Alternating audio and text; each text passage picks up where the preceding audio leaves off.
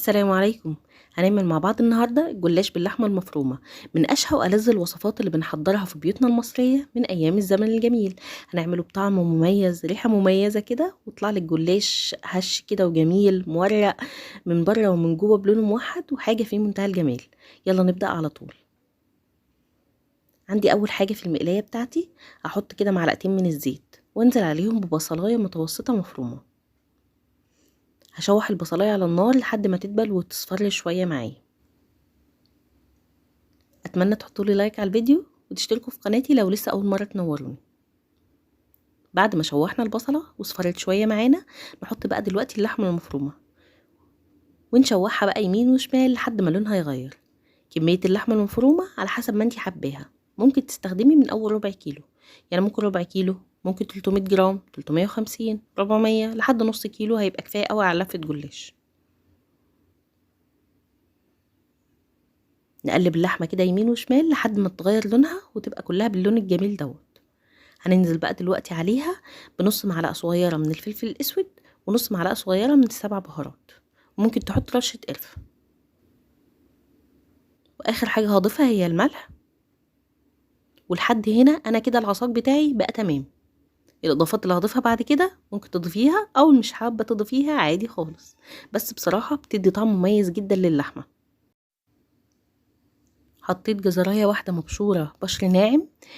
جربي كده الجزر مع العصاج، فعلا بيديله نكهة مميزة جدا. زمان ما كنتش بعمل ابدا بحطه الجزر مع العصاج، بس لقيت انه فعلا بيخلي طعمه مسكر كده وجميل وبيديله نكهة مميزة جدا. جربيه مرة ومش هتندمي ابدا. حطيت كمان نص معلقة صغيرة من الصلصة او معجون الطماطم. انا مش حابة ان اللحمة بتاعتي تكون بالصلصة، بس هي النص معلقة ديت بتضيف نكهة كده حلوة قوي للحمة. هضيف كمان قرن فلفل اخضر متقطع قطع صغيرة، وممكن تخليه فلفل حار لو حابة. نقلب بقى تقلبتين بعد ما ضفنا الفلفل، ويبقى كده تمام. احلى عصاج جاهز معاكي. ممكن تستخدميه بقى في اي حاجه، ممكن تستخدميه في المكرونه بالبشاميل او في الجلاش، في حشوات تانية كتيره. نجهز بقى دلوقتي الصينيه اللي هنحضر فيها الجلاش. اختاري دايما صينيه تكون مناسبه لحجم الورق بتاعك عشان ما تقعديش تقطعي كتير. عندي ديت اكبر صينيه من الصواني المستطيله بتاعتي. هبدا كده من تحت ادهن زبده او سمنه من تحت. وعندي لفه من الجلاش، اللفه ديت 400 جرام. نبدأ كده بقى نفتحها ونخليها دايما مع فوطة، يعني انتي هتطلعي منها الورق اللي انتي عايزاه وتلفيها في الفوطة عشان ما تنشفش. الجلاش من الحاجات اللي بتنشف بسرعة جدا. اخدت كده ورقتين ولفيتها في الفوطة وهركنها على جنب واخد منها حاجة بحاجة والفها تاني في الفوطة. حطيت اول ورقتين ودهنت كده دهنة من الزبدة او السمنة. في الجلاش الحادق بندهن ورقتين ورقتين، غير الحلو بندهن طبقة طبقة علشان يكون معانا ورق اكتر. انا هنا بقى ابتديت ان انا اقص الورق مش هتنيه، بحيث ان هي تكون مظبوطه على قد الصينيه بالظبط. فطبعا اعملي دي او دي اللي يريحك. بعد كل ورقتين بدهن كده دهنه بالفرشه، بحيث ان هو ما يبقاش تقيل معايا وفي نفس الوقت يبقى مورق وجميل. ولو عندنا اي ورق مقطع او اجزاء ورق بنحطها في النص عادي خالص مش بتبان. المهم ان الطبقه الاخيره اللي بتبقى فوق هي اللي تكون متساويه وما فيهاش اي تقطعات. نحط بقى دلوقتي اللحمه المفرومه. ريحه العصاج ما اقولكوش تحفه. طبعا المتعارف عليه في الجلاش ان احنا بنحط نص الطبقات تحت ونصها التاني فوق، بس اقولك نصيحة مني، خلي الطبقات اللي تحت ازيد من اللي فوق بورقة او بورقتين جلاش. ليه؟ لان دوت هيديكي سمك اكتر سنة في اللي تحت، يعني ورقة او ورقتين مش هيزود السمك قوي، بس هيخلي الطبقة اللي تحت كده متماسكة، لان هي ديت اللي ماسكة اللحمة المفرومة بتاعتنا. يعني وانا بعمل لفة الجلاش ديت كان عندي 14 ورقة، فانا حطيت بدل ما احط 7 فوق و7 تحت، فانا حطيت 8 تحت و6 فوق. وهنكمل بقى بنفس الطريقة لحد ما نخلص كل الطبقات بتاعتنا. عندي ديت كانت اخر طبقة دهنتها برضو دهنة من السمنة او الزبدة. ونقطع بقى.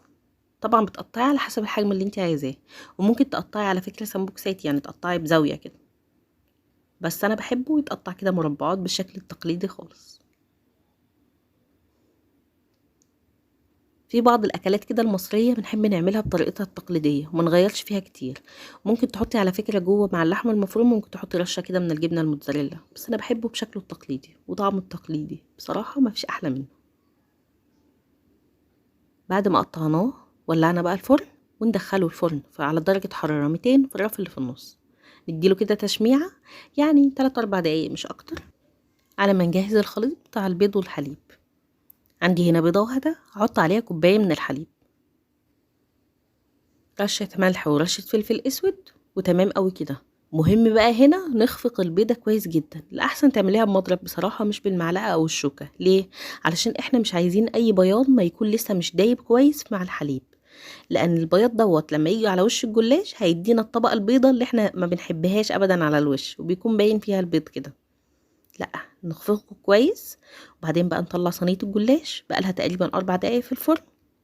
نحط الحليب والبيض على وشها زي ما انتوا شايفين، الحليب نازل انسيابي تماما، يعني البيض امتزج بشكل كامل، وده مهم علشان ما يعملش معانا طبقة من بياض البيض على الوش.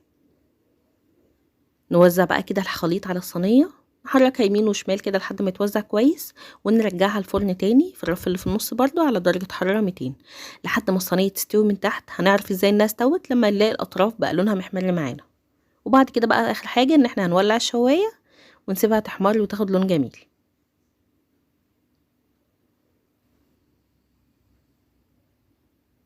وادي الصينية الجميلة بتاعتنا طلعت من الفرن. الجلاش ريحته تحفة ولونه مميز جدا.